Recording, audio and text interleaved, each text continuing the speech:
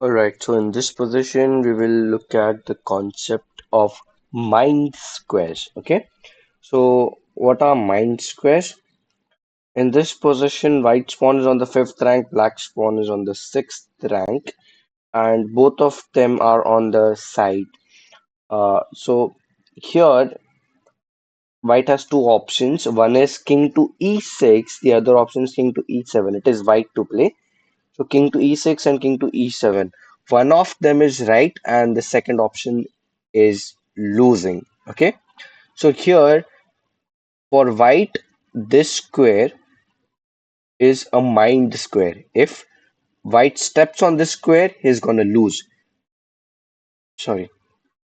And in black's position, this square is a mined square.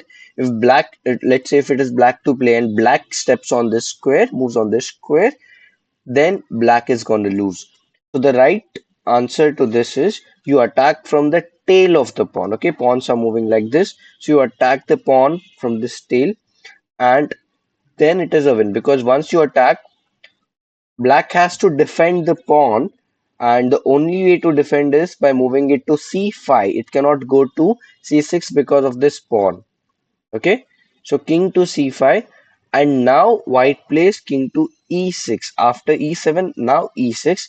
Now black does not have any square to protect the pawn, so black moves away and white can just grab this pawn and it is completely winning because the king is in front of the pawn.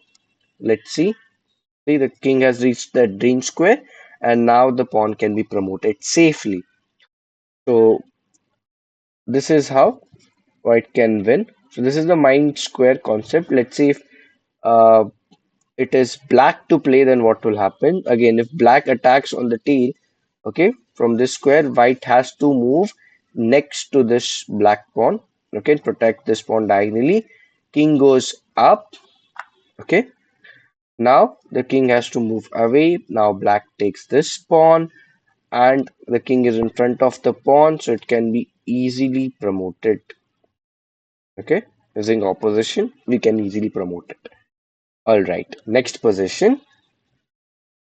All right, here is another interesting position.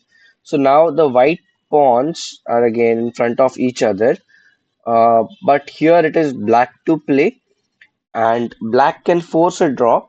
Black can play king to h7.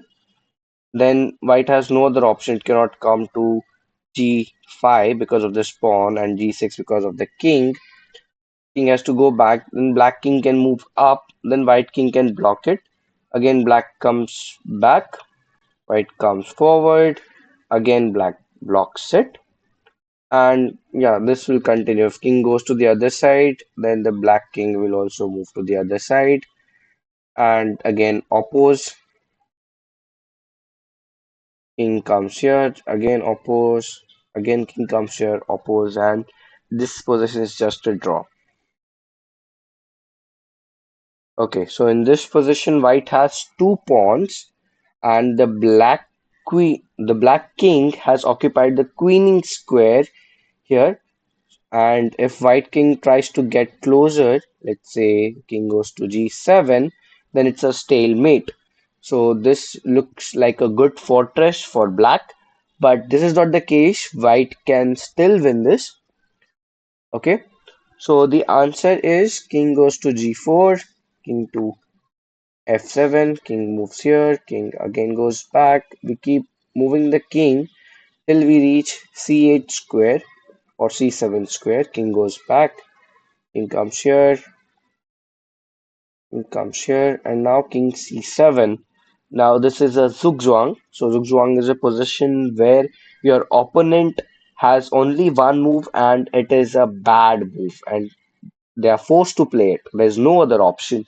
So here black is in a zugzwang. Black has to leave this pawn and move away.